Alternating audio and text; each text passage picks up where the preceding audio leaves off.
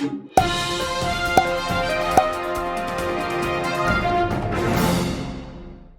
अस्सलाम वालेकुम। मैं हूँ सैयदा सानी और आप जुड़े हैं तालीम जिंदगानी प्रोग्राम से, जो कि चल रहा है वॉइस ऑफ मानवता चैनल पर।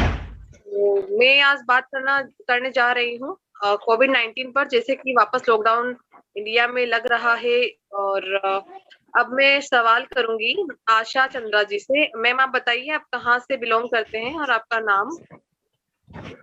जी मैम, सानिया जी, मैं आगरा से बिलोंग करती हूँ। वर्तमान में मुरादाबाद रह रही हूँ। Okay ma'am. तो मैम, मैं आपसे ये पूछना चाहूंगी कि अभी जो दोबारा से कोरोना जिस तरह से फैल रहा है और जिस तरह से लॉकडाउन लगने वाला है, तो आपकी राय में क्या लगता है कि किस तरह से इसकी रोकथाम की जानी चाहिए थी, या दोबारा से सेकंड फेज जो था वो दोबारा से बढ़ रहा है जिस तरीके से इंडिया में आ रहे हैं? आपके विचार में कि कहाँ पर सरकार की गलती रही, कहाँ पर हम लोगों की गलती रही, और क्या आप कहना चाहेंगे? मैम, हम लोगों की तो गलतियां कुछ है नहीं। पब्लिक की कोई गलतियां नहीं है, ये सब सरकार ही गलतियां कर रही है। जितने लॉकडाउन मतलब जो लगा रहे हैं, चुनाव रैलियां हो रही हैं, तो कोई लॉकडाउन की जरूरत नहीं है। ना कोविड है, किसी को एक को भी कोरोना नहीं। ना बिहार में इतनी रैलियां हुई, एक को भी कोविड नहीं हुआ। और यहाँ उसमें पंजाब में हुई, और अब ये बंगाल में हो रही हैं रैलियां। तो अच्छा, ये सरकार जो प्रचार कर रहे हैं, इन लोगों को इनसे डरती है, पता नहीं कोविड जाने क्या, कोरोना डरता है और पब्लिक पर हमला कर रहा है। और ये तारीफ इनकी देखिए, शादी में कोरोना आता है दौड़ के, है ना, दावत खाने, है ना। हाँ, और स्कूलों में क्लास चल रही होगी तो कोरोना दौड़ के आता है पढ़ने के लिए, बच्चों के साथ चिपटता है आके।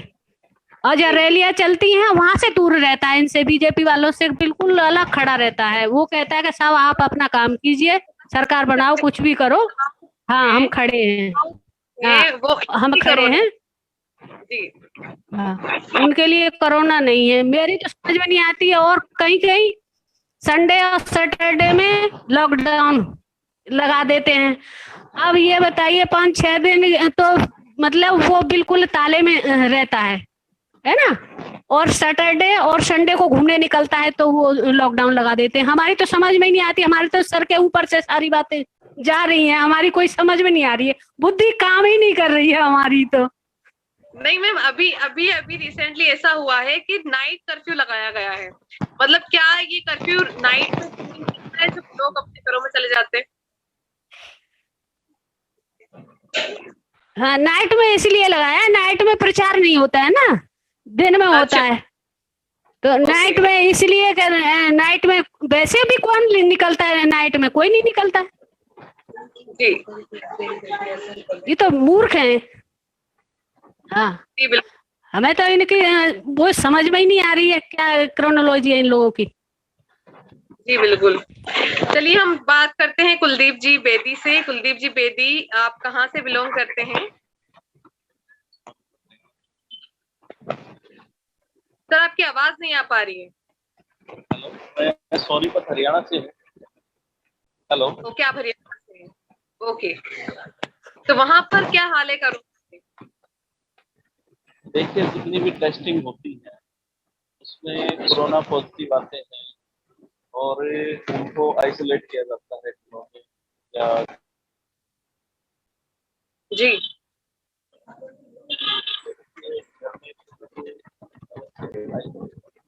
आपकी आवाज नहीं आ रही कुलदीप जी। हेलो हेलो जी कहिए। जी। अब मैं ये कह रहा था कि यहाँ हरियाणा में टेस्टिंग जोरों पे चली हुई है और जिसको मतलब जाना है, नौकरी पे जाना है या कहीं आउट ऑफ स्टेट जाना है, तो उनकी टेस्टिंग होती है और उसमें वो पॉजिटिव आते हैं। और पॉजिटिव आने के बाद जो पॉजिटिव उनको आइसोलेट किया जाता है, या तो घर पे कर लेते हैं या तो मतलब उनके घर पे जगह नहीं है तो उनको हम जो मेडिकल फैसिलिटीज किवाड़ के लिए जाएंगे वहाँ पे। तो ऐसे में हम ये देखते हैं कि कोरोना तो ठीक है, सरकार की तरफ से महामारी की जाती है, मगर जब हम एजुकेशन की बात करते हैं, जो ये आम पब्लिक के लिए जो फैसिलिटीज की बात करते हैं, वो कहीं ना कहीं जो गवर्नमेंट है वो पूरी तरह से ध्यान नहीं दे रही। और जैसे रैलियां चल रही हैं, जो पॉलिटिकल पार्टियां रैलियां चल रही हैं, उनमें हम देखते हैं कोई भी फिजिकल डिस्टेंसिंग या सबसे पहले मैं ये बताना चाहूँगा कि फिजिकल डिस्टेंसिंग जरूरी है, और ये सोशल डिस्टेंसिंग तो पहले से चली हुई है हमारे समाज में। एक जाति सोशली दूसरी जाति से पूरा डिस्टेंस बना के रखी हुई है, सोशल डिस्टेंसिंग का कोई मतलब नहीं बनता। तो फिजिकल डिस्टेंसिंग किया जाए तो ही सही। सोशल डिस्टेंसिंग के बारे में जैसे कि मैंने मार्केट में देखा है, अभी हमारे राजस्थान में शीतला सप्तमी का त्योहार काफी धूमधाम से मनाया जाता है। होली पर इतना रंग नहीं खेला जाता जितना शीतला सप्तमी पर खेला जाता है। और इस कदर मार्केट में भीड़ थी, मुझे लगा था कि मार्केट में भी कोरोना सप्तमी पर नहीं है। जिस तरीके से भीड़ हो रही थी और कानून जो है वो उन पर नहीं लागू हो रहा था, जिस तरीके से भीड़ थी और जिस तरीके से रंग खेला गया, जिस तरीके से जो सोशल डिस्टेंसिंग की बात कर रहे हैं हर एक इंसान, उसकी उल्लंघना हुई है सिर्फ। हाँ, ये बिल्कुल जायज बात बता रहे हैं आप, क्योंकि जैसे भीड़ इतनी बड़ी है, बाजार में बहुत भीड़ रहती है, लोग ध्यान नहीं दे रहे। और दूसरी तरफ सरकार कर्मचारियों का डीए रोक देती है, फ्रीज कर दिया उनका डीए। उसके बाद वो कर्मचारियों की पे भी उन्होंने काटी सरकार ने। और अभी जो पे मिलती है कर्मचारियों को, वो पहले 1 तारीख को मिल जाती थी, अब कम से कम हमें 14-15 तारीख तक वेट करना पड़ता है, 10 तारीख को वेट करना पड़ता है।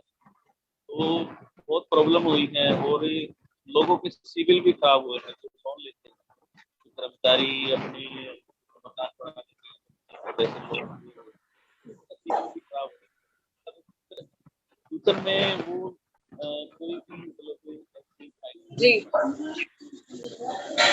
कुलदीप जी, आपकी आवाज प्रॉपर नहीं आ पा रही है, आपकी आवाज प्रॉपर नहीं आ पा रही है।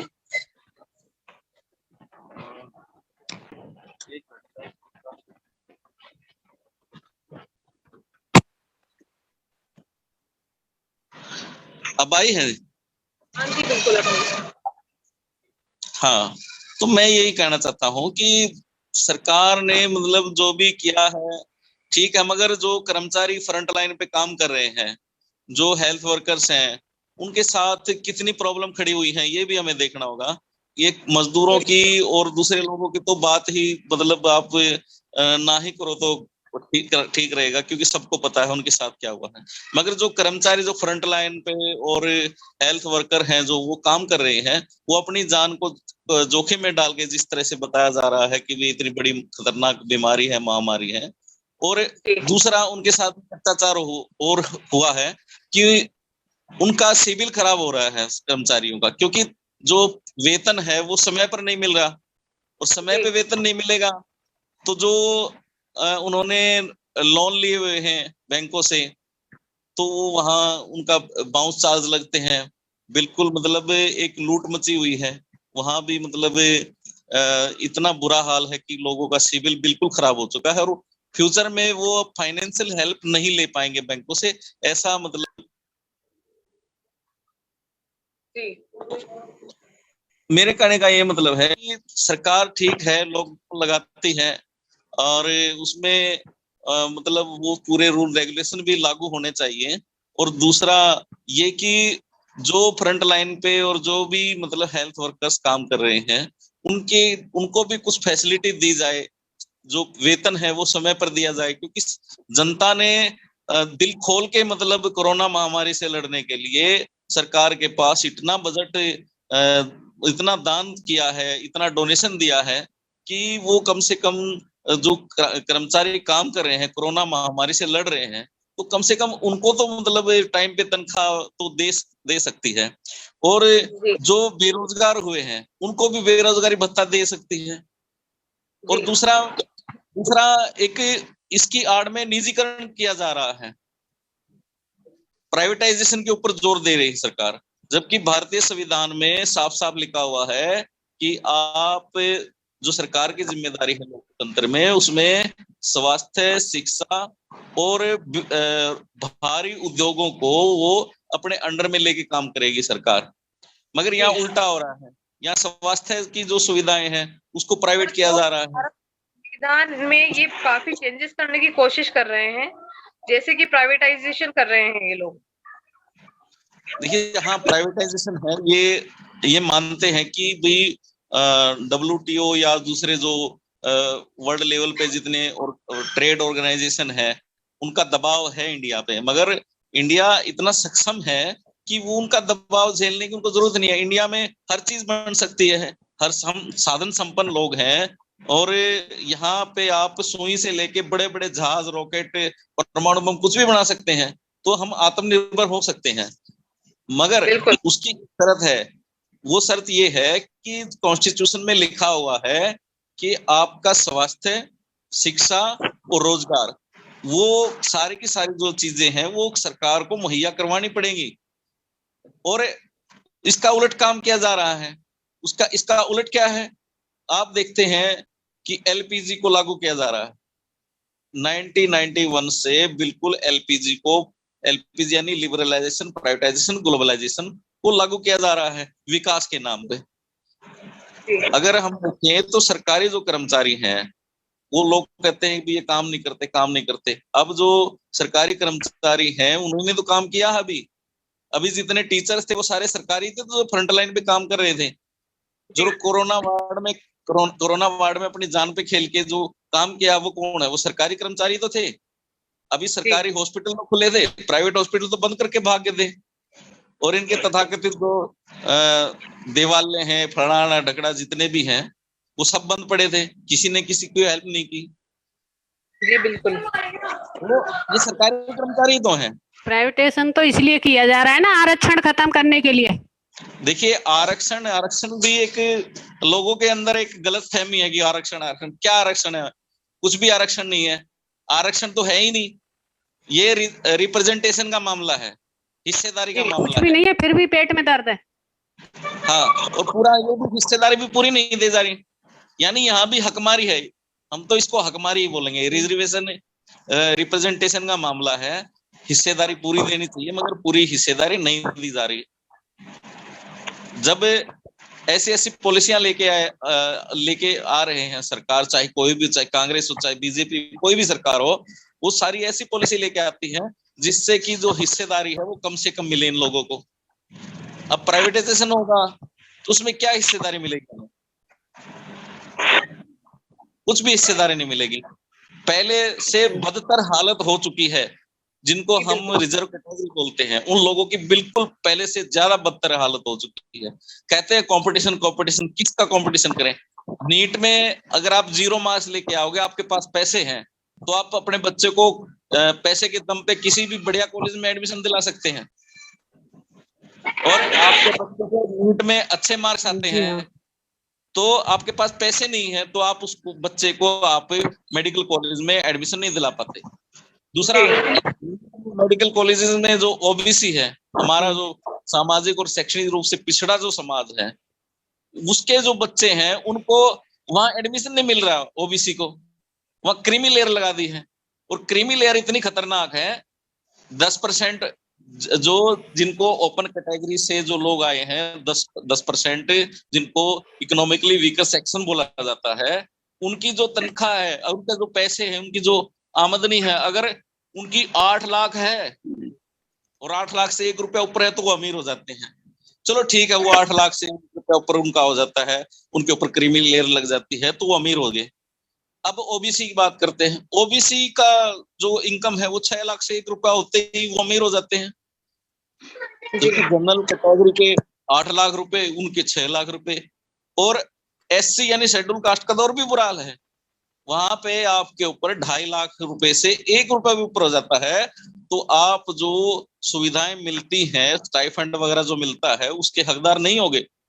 और उनको जिनकी 8 लाख रुपए तनख्वाह है, उनको सारी सुविधाएं मिल रही हैं। 6 लाख रुपए आपकी तनख्वाह है या इनकम है, उनको भी मिल रही है। मगर एससी के साथ तो भी बुरा हाल है।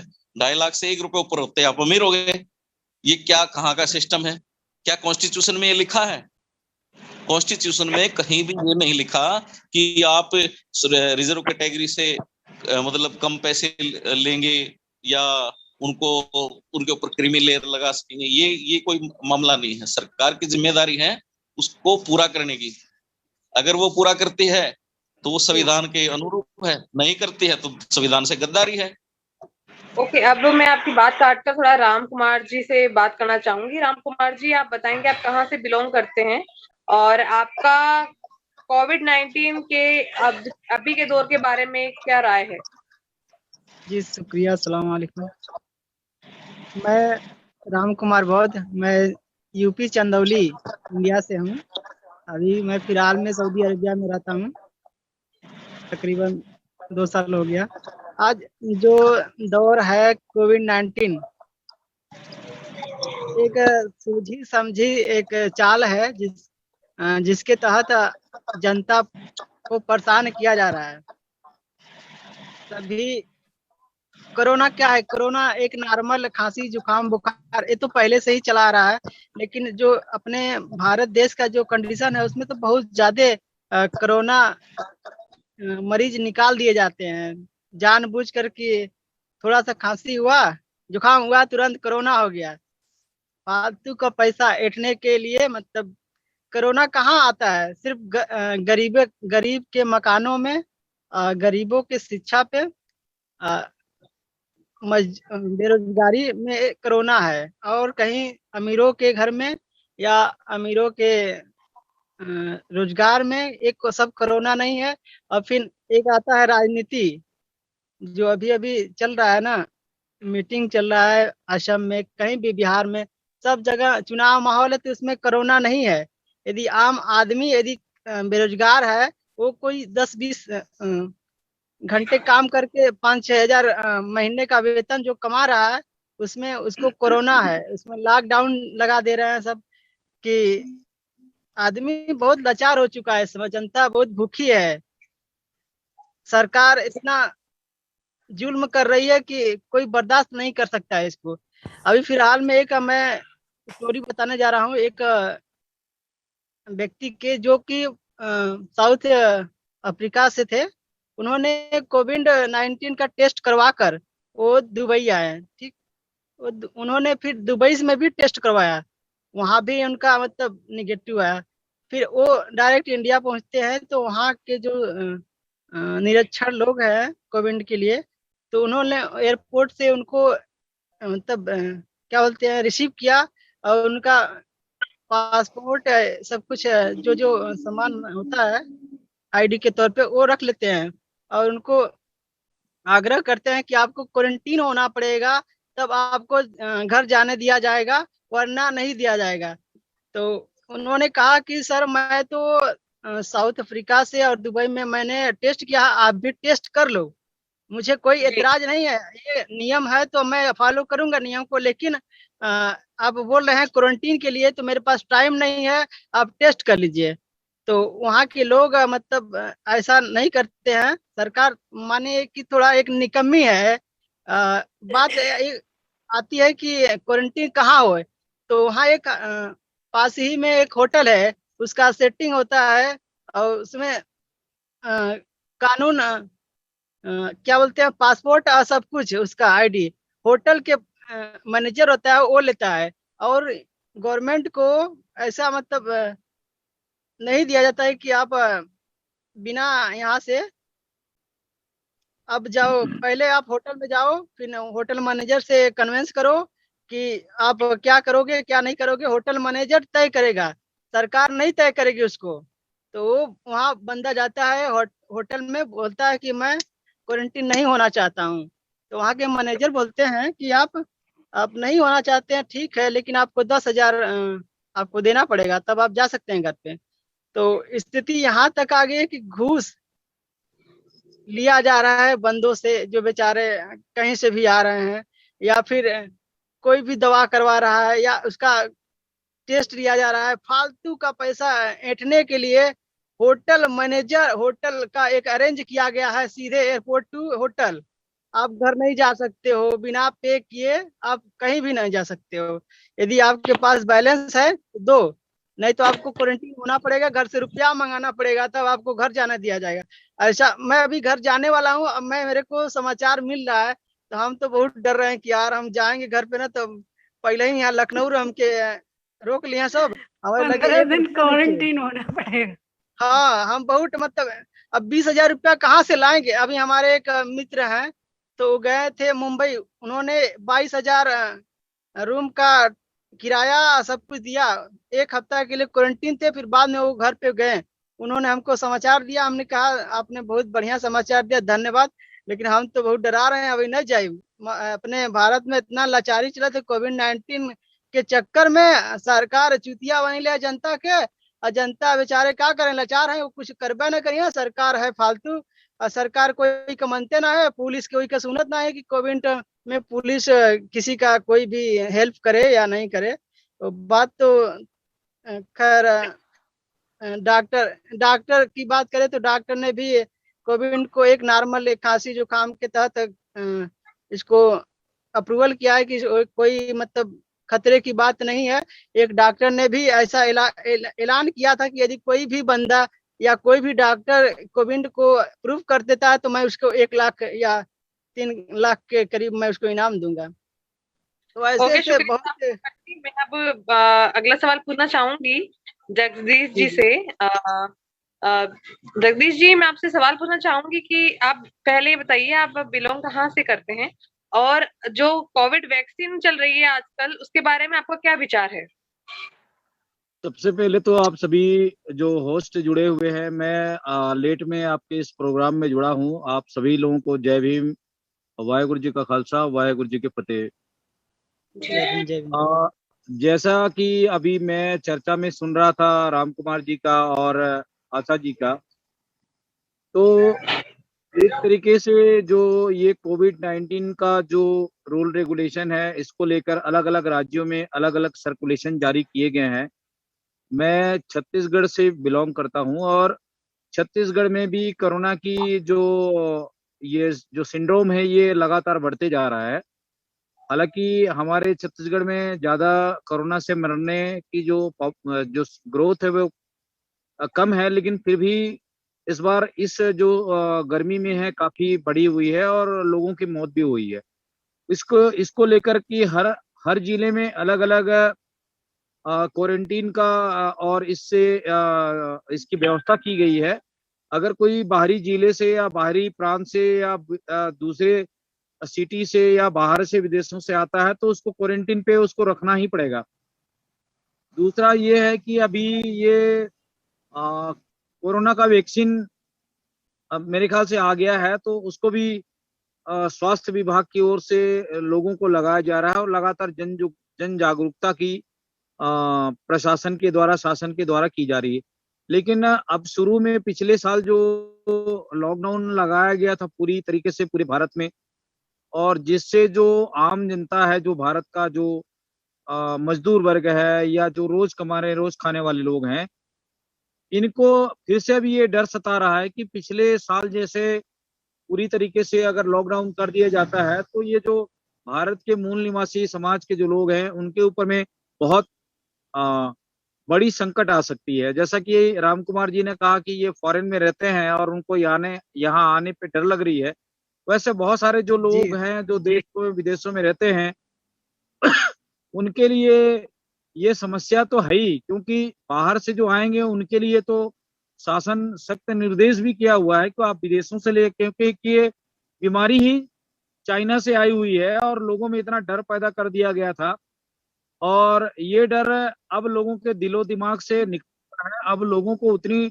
इस कोरोना की बीमारी से डर नहीं लगने लगा है मेरे हिसाब से, क्योंकि कोरोना कोरोना का एक जो दुनिया के अंदर में मीडिया ने जो फैलाया, और ऐसी महामारी तो कई सदी पहले भी कॉलरा आया था, महामारी आई थी, इससे भी लोग मरते थे, इससे ज्यादा संख्या में लोग मरते थे। लेकिन जिस ढंग से ये कोरोना की जो बीमारी को लेकर जितना प्रोपोगंडा चलाया गया, लोगों में डराया गया, शासन प्रशासन भी इस दिशा में लोगों को मरने मारने पर मजबूर कर दी। ट्रेनें बंद कर दी गई, बसें बंद कर दी गई। आपने देखा होगा कि भारत में हजारों हजारों किलोमीटर चल करके लोग अपने बच्चों को लेकर के पीठ में लाद करके, बैग में लाद करके ले जाते थे। और ये परिस्थितियां शासन प्रशासन ने ही पैदा कर दी थी। लेकिन अब वैसी स्थिति नहीं है, ना तो ट्रेन बंद किए जाएंगे, ना फ्लाइट बंद किए जाएंगे, ना बसें बंद की जाएगी। अपने अपने राज्य के प्रशासन को ये जिम्मेदारियां दी गई है कि आप अपने राज्य में इस बीमारी को कैसे रोक सकते हैं।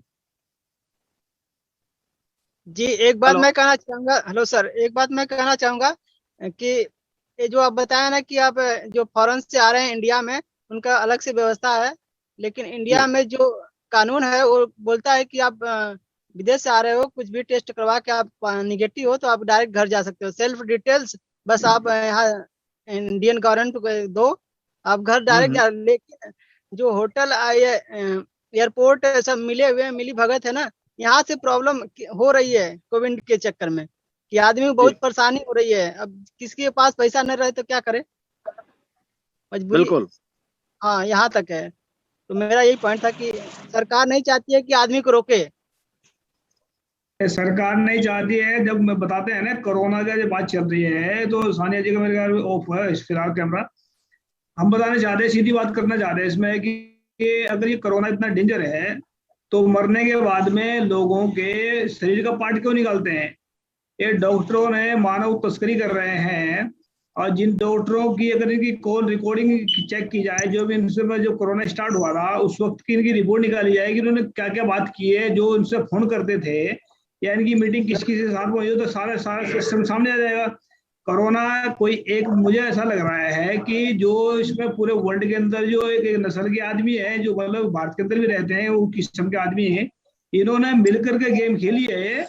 और ये गेम जो है ना, इनको उल्टी पड़ने वाली है। ये बहुत पहले से गेम खेलते आ रहे हैं ना लोग, ये तो ये गेम इनको उल्टी पड़ेगी और ये खुद ही ध्वस्त होंगे इस गेम के चक्कर में। तो ये कोरोना वोरोना कुछ भी नहीं है, सिर्फ डर फैलाएगा। अगर कोरोना है इतना डेंजर, फिर लोगों के शरीर के पार्ट क्यों निकालते हैं? डॉक्टर को पैसे क्यों दे रहे हैं? तो डॉक्टर को पैसे कौन दे रहा है? और इनको मास्क के मतलब पुलिस वालों को मारने के कौन पैसे दे रहा है? तो पुलिस वाले परेशान है इससे, कोरोना से। नेताओं इसमें चाल चल रहे हैं, इन्होंने सारे सिस्टम में। कोरोना वोरोना कुछ भी नहीं है, सिर्फ बकवास है और इससे सावधान होने की जरूरत है। डर फैला रखा है और कुछ नहीं। ये तो आप इससे सभी सावधान है, कोई मतलब डर को निकाल दीजिए। कोरोना है ही नहीं, ये मान लीजिए बस आप। Thank you.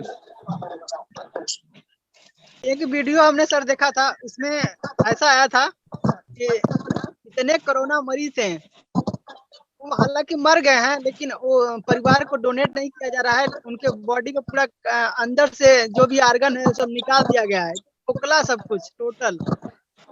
सब मानव तस्करी कर रहे हैं लोग। अभी एक न्यूज में आया था, एक देखे थे अपने गांव में, कि एक आदमी बहुत ही स्वस्थ है, एकदम चंगा, एकदम अच्छा आदमी था। उसने एक कोविड का इंजेक्शन ले लिया, उसके बाद उसकी मृत्यु हो गई। ऐसा केस चार्ट मिला। बहुत धांधली हो रहा है इसमें। तो लोग कोविड से कम मरे, भूख से ज्यादा मरे हैं। हाँ, ये भी सत्य है।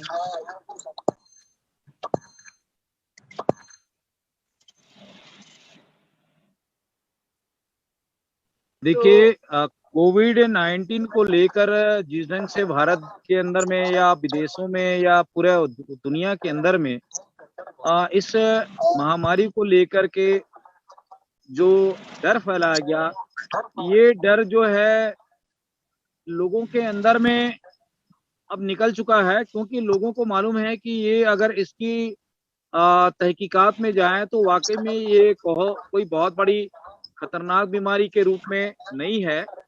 लेकिन इसकी जो ग्रामीण क्षेत्र में जो लोग हैं, जो जड़ी बूटियों का सेवन करते हैं या जो जिनका खान पान उस तरह है, जो हार्ड वर्कर है, ऐसे लोगों को ये बीमारी ज्यादा न सताती है, ना ज्यादा लोग इससे मरते हैं, ना इनको कोई इतना फर्क पड़ता है। लेकिन जिस ढंग से सरकार इसको इतनी भारी महामारी के रूप में जो दुनिया के अंदर में मीडिया के द्वारा फैला करके लोगों में डर पैदा किया गया और लोगों को मरने के लिए, भूखे मरने के लिए जो मजबूर किया गया, ये एक दुर्भाग्यजनक है। क्योंकि बीमारियां तो इससे पहले भी बड़ी बड़ी महामारियां भारत देश के अंदर में या विदेशों में आती रही हैं, और मरने की स्थिति है वो तो कोई न कोई बीमारी से चपेट में जब बड़ी महामारी फैल जाती है तो मरते हैं। लेकिन इस बीमारी को लेकर लोगों के अंदर में जागरूकता आई है, और अब स्वतः लोग बाग जो है इसको लेकर के ग्रामीण क्षेत्रों में भी अब ये सोशल डिस्टेंसिंग का नाम दिया जाता है, ये इसको फिजिकल डिस्टेंस की बात की जानी चाहिए। लेकिन इसमें भी, इस शब्द में भी बड़ा फर्क है कि समाज के अंदर में मतलब डिस्टेंस की बात की जाती है, सोशल मतलब समाज के अंदर में। अरे भाई, आप समाज में जीने मरने के लिए पूरा समाज पैदा हुआ है, बना हुआ है, आप अपने समाज को छोड़कर घर परिवार को छोड़ करके आप कहाँ जाओगे? तो ये कहीं ना कहीं शब्दों का खेला है, और इस बीमारी को लोगों को लेकर के अब स्वतः लोगों में जागरूकता आई है। लेकिन अब ये सरकार जो है इसको, इस कोविड-19 को लेकर लगातार खींचे जा रही है, और इस बार रोज मैं बताऊं इसका खेला क्या है। सरकार का खेला है, ये शाहीन बाग जो हटाया था ना, अब ये किसानों को हटाना है बस, और कुछ नहीं, ये खेला है जी जी। क्योंकि तो मैं जब ये इनको करना चुनाव चाहता हूं। लड़ाना है, मैं एक शब्द कहना चाहूंगा और लास्ट में फिर आप लोग अपनी बात रखेंगे कि जब अभी ये आसाम में चुनाव हो रहा है, अभी वेस्ट बंगाल कलकत्ता साइड में उधर चुनाव हुआ, तो आप वहां की आप भीड़ दे सकते हैं कि बड़े बड़े राजनेताओं की जो भीड़ चली वहां पे, तो वहां पे क्या है, उस राज्य में जहां चुनाव करा रहे हैं इतनी भारी भीड़ हो रही है, वहां कोरोना नहीं फैल रहा है। जब चुनाव कराना होता है तो वहां कोरोना नहीं फैलती है, और जहां पे राज्य में चुनाव नहीं कराना है वहां पे कोविड को लेकर के हाय तौबा मचाई जाती है।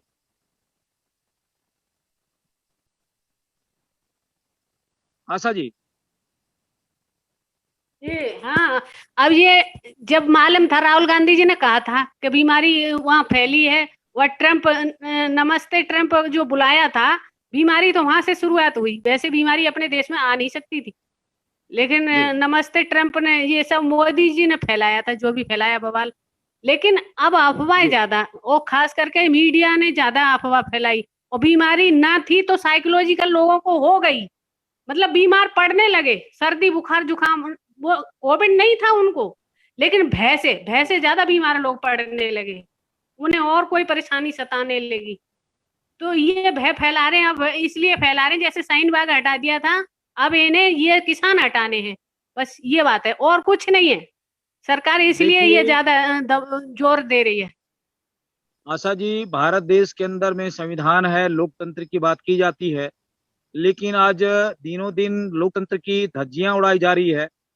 और आप देख सकते हैं कि अभी जो ईवीएम को लेकर के, लोकतंत्र बचा कहाँ है, सरकार ने कहाँ बचने दिया लोकतंत्र जी।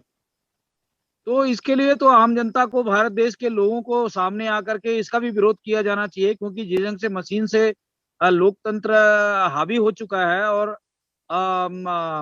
आप कोई सा भी बटन दबाएं, अभी आप लगातार वहां से मीडिया से खबरें आ रही है कि कोई भी कहने में भैया जी बुरा लगेगा, कहने में बुरा लगेगा।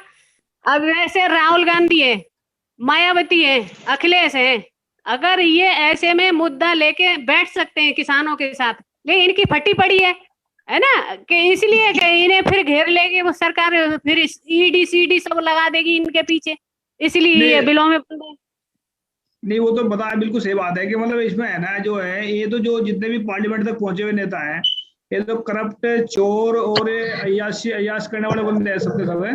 इसी डर की वजह से तो नहीं है। और इतना बड़ा जो आज जो चल रहा है धरना प्रदर्शन, ये इतना कभी ये जोड़ नहीं सकते जिंदगी में। अब ऐसे में ईवीएम का भी मुद्दा उठा सकते थे मायावती और अखिलेश और ये राहुल गांधी, लेकिन इनकी फटी पड़ी है।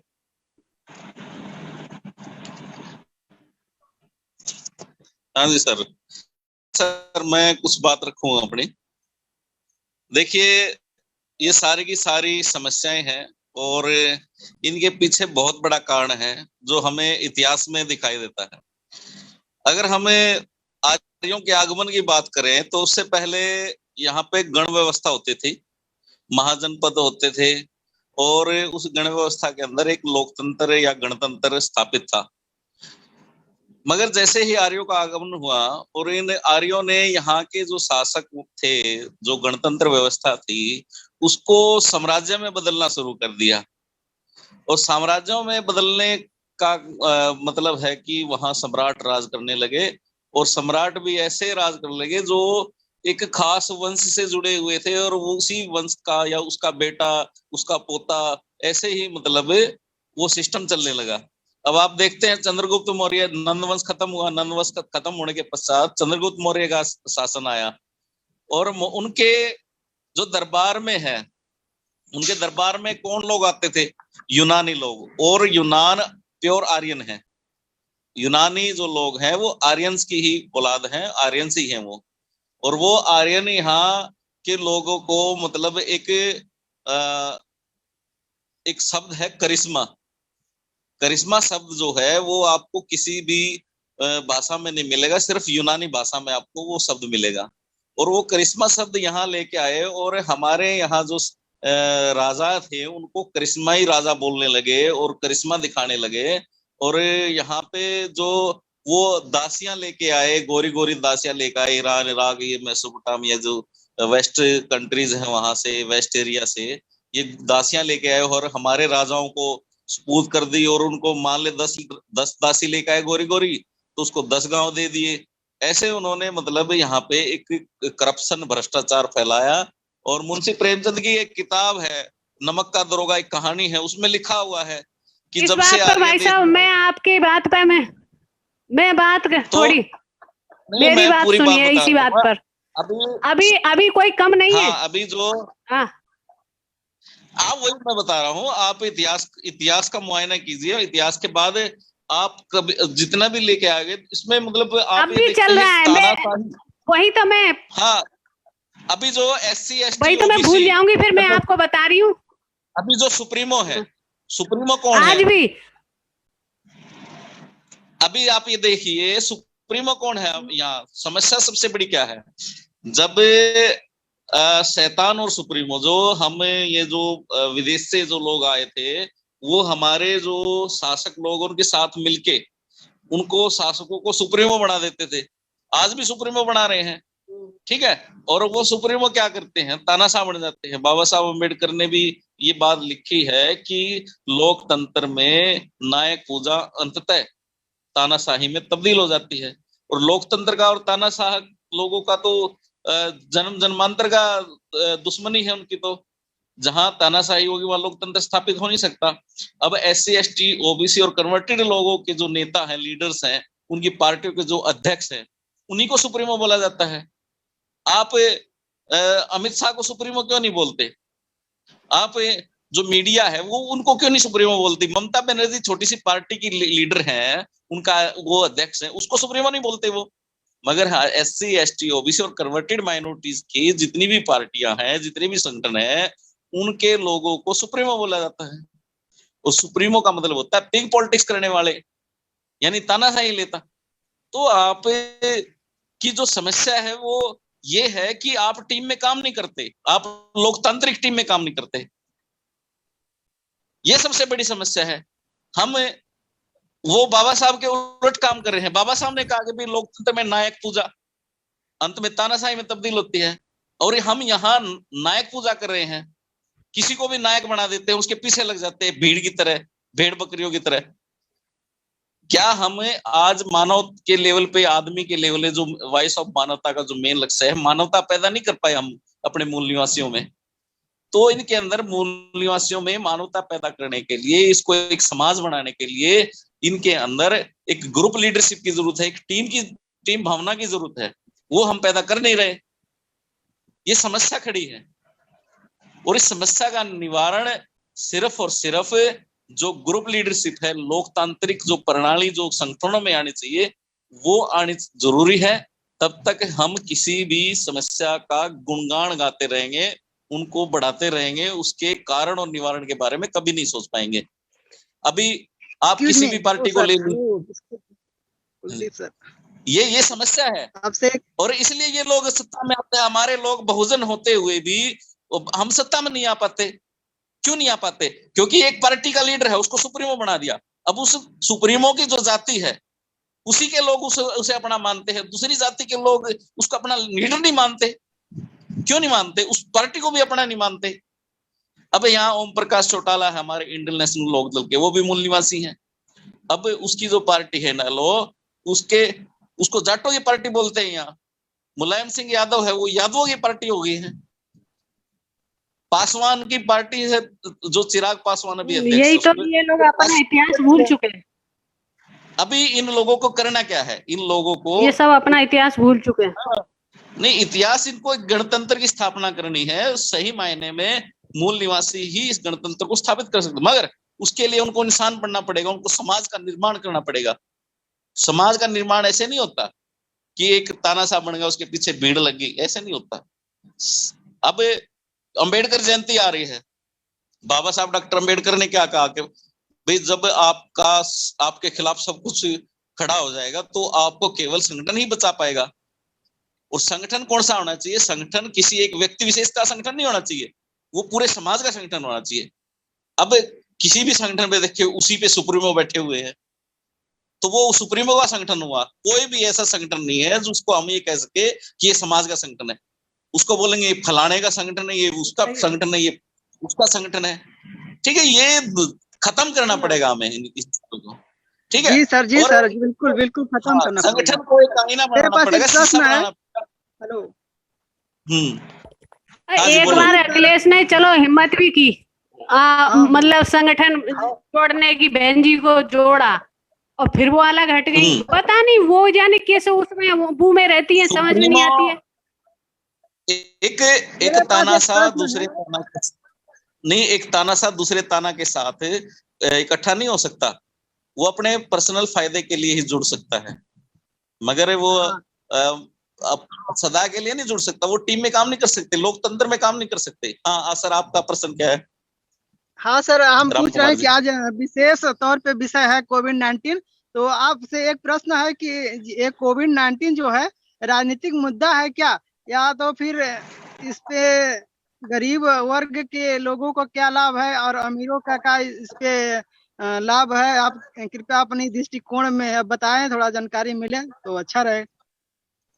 क्या तात्पर्य है? देखिए कोविड, हाँ, मैं कर्मचारी होने के नाते मैं तो इतना ही कहूंगा कि जिस तरीके से इस बीमारी को बताया गया, महामारी बताया गया, क्योंकि हम छोटे से कर्मचारी, हमें तो पता नहीं भाई ये क्या बीमारी है, कैसे फैलती है। आज तक जो साइंटिस्ट हैं उन्होंने भी मतलब अच्छी तरह से इसको बता नहीं पाया है। जिनको जो पीपीई किट पहने हुए हैं वो भी संक्रमित हो जाते हैं। ठीक है, जो मास्क लगाते हैं उनकी औकात क्या है, वो भी संक्रमित होंगे। आप कितना ही फिजिकल डिस्टेंसिंग के लिए, जब तक आपको बीमारी की सही तरह जानकारी नहीं है तब तक आप इस बीमारी से नहीं बच सकते। और ये हम मान लेते हैं बहुत खतरनाक बीमारी है, ठीक है, मगर इस बीमारी के आड़ में जो प्राइवेटाइजेशन हो रहा है, और लोकतंत्र को खत्म किया जा रहा है। लोकतंत्र में क्या होता है कि किसी भी संसाधन का जो देश के पास, समाज के पास जो संसाधन होते हैं उनका डिसेंट्रलाइजेशन होना चाहिए, यानी उनको विकेंद्रित करना होता है। मगर यहाँ तो उल्टा हुआ है, यहाँ संसाधनों को केंद्रित किया जा रहा है, एक आदमी की मुट्ठी में दिया जा रहा है, उसकी पकड़ में दिया जा रहा है। अब आप देख लीजिए, अडानी के हरियाणा में या पानीपत में 100 एकड़ के करीब मतलब जमीन ले ली अडानी ने, और वहां भंडारण कर रहे हैं। कोविड-19 की आड़ में किसी को पता ही नहीं लगा। और जब लोकतंत्र के खिलाफ, संसद की जो गरिमा के खिलाफ एक अध्यादेश जारी हुआ जिसमें किसी भी जो प्रभावित लोग हैं उनकी उनसे कोई पूछा ही नहीं गया, उनकी कोई सलाह नहीं ली गई और कानून पास कर दिया, तो ये क्या है? कोविड-19 है, बीमारी है, मान लीजिए बड़ी खतरनाक बीमारी है, जिसको हो जाती है उसको पता है, उसके परिवार को पता है ये क्या क्या बीमारी है, मगर इसके आड़ में आप जनता के साथ खिलवाड़ कर रहे, लोकतंत्र के साथ खिलवाड़ कर रहे हैं। ठीक है, जो कर्मचारी फ्रंट लाइन पे काम कर रहे हैं उनको सुविधा नहीं दी जा रही है। तो ये क्या है? जो काम कर रहे हैं उनको मेंटली परेशानी, मतलब मानसिक रूप से परेशान किया जाता है। अब 8-8 घंटे की जो नौकरी थी वो 12-12, 16-16 घंटे में तब्दील हो गई है।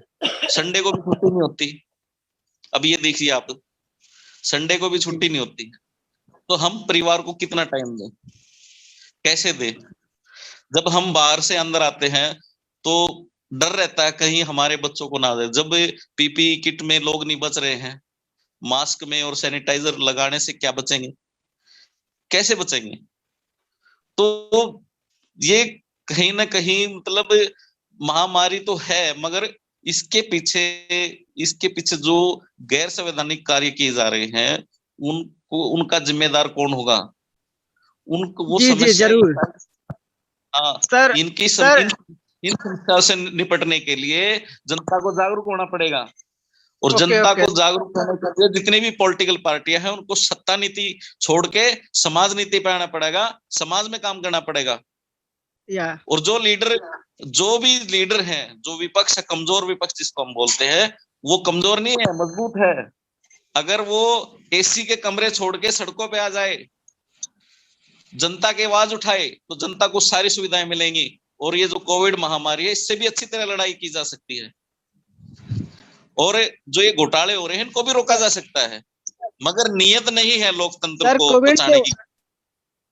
सर हमारे प्रोग्राम का टाइम समाप्त हो गया है। हम कई बात करना चाहते हैं। जितने भी लीडर हैं, जितने संगठनों के लीडर, हमने पहले भी कहा था कि घमंड और लालच को त्याग करके एक प्लेटफार्म पर आ जाए। इनको सबको इकट्ठा होकर जो पार्लियामेंट की पार्टी है इनको तो बाढ़ कर फेंकना पड़ेगा वहां से, तभी शांति आएगी यहाँ पर।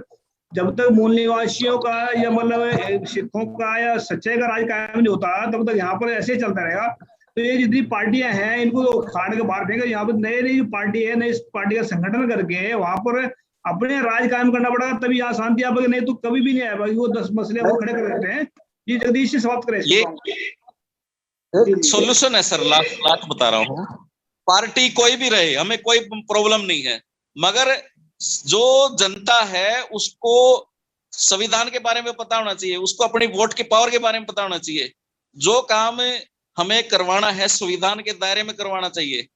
ठीक है, हमें अपना व्यक्तिगत स्वार्थ छोड़ के संविधान को आगे लेकर आना चाहिए, संविधान को समाज में स्थापित करना चाहिए। अगर संविधान की बातों को हम समाज में स्थापित कर देंगे तो जो राजनीतिक पार्टियां, चाहे कोई भी पार्टी हो, चाहे एबीसीडी कोई भी पार्टी हो, वो ऑटोमेटिकली संविधान की ही बात करेगी और संविधान के हिसाब से बात करेगी। समस्या ये है कि हमारे लोग समाज में संविधान को नहीं पढ़ा पा रहे। भारतीय संविधान इतना सशक्त इसको जरूर यूज करें, संविधान की कॉपी सभी। जी दरअसल क्या है भाई साहब, आपकी बात सही है कि गलत है वो मुझे तो पता नहीं, लेकिन जो है ना ये आप जानते हैं कि इनकी सभी की जो जितनी पार्टियां हैं इनकी पूंछ जो है ना आरएसएस ने पकड़ी हुई है। और जिसको जितने मर्जी घुमा देते हैं उठा करके कि ताकत उनके हाथ में फिलहाल। तो आरएसएस की जो ताकत दे रही हो एसटी को लोग बैठे, तब तक संविधान तो वहीं चलेगा जहां पर अच्छे आदमी होंगे। जो अच्छी पार्टी आएगी तभी वहां संविधान काम करेगा। संविधान तो सारा सिस्टम चल जाएगा। तब पार्टी का मतलब अच्छी पार्टी का राज आना बहुत जरूरी है। इस करके मैं बात बता रहा हूँ। अगर वहां पर ये पार्टी बैठी ना जो इनमें कांग्रेस आ जाए या बीजेपी आ जाए, कल को जो आम आदमी पार्टी आ जाए, सेंटर में कुछ नहीं होने वाला। जब तक आरएसएस की आदमी की पूछ है तब तक कुछ नहीं हो पाएगा। तो हम ये मूल निवासियों का राज स्थापित करना चाहते हैं, जिसको गुरु गोविंद सिंह जी कहते हैं खालसा राज, और ये गुरु नानक साहब कहते हैं उसको हलेवी राज, और गुरु रविदास जी कहते हैं उसको बेगमपुरा राज। बेगमपुरा राज का मतलब है जहाँ पर कहीं गम ना हो, बेगम से सब रहते हो, ऊंची जात का नीची जात का कोई ना हो। जब तक ऐसा राज स्थापित नहीं होगा तब तक यहाँ कुछ नहीं हो पाएगा। या आप चाहे आज समझ लीजिए 10 साल जब समझ लीजिए। लास्ट बात बताना चाहूंगा कि कभी भी कहीं भी व्यक्तियों का राज नहीं होता, वहां विचारधारा का राज होता है। और उस विचारधारा का राज होता है जो समाज में स्थापित की जाती है। अब समाज में तो ये ब्राह्मणवादी जातिवादी विचारधारा स्थापित है, तो राज तो अब तो रामायण महाभारत पढ़ाएंगे बीजेपी वाले तो। रामायण और महाभारत पढ़ाएंगे। जी जी जगदीश जी प्रोग्राम समाप्त कर दीजिए, टाइम समाप्त हो रहा अरे जी, हाँ जितने भी मेहमान इस प्रोग्राम में जुड़े हुए थे और सभी ने अपने अपने विचार रखे और आने वाले समय में फिर वॉइस ऑफ मानवता चैनल के माध्यम से, जूम के माध्यम से जुड़ेंगे और कोई नए सब्जेक्ट के ऊपर में फिर से डिस्कस करेंगे। आप जुड़े रहे वॉइस ऑफ मानवता के लिए। वाहेगुरु जी का खालसा, वाहेगुरु जी की फतेह। जय भीम, जोहार। जय भीम, नमो बुद्धाय।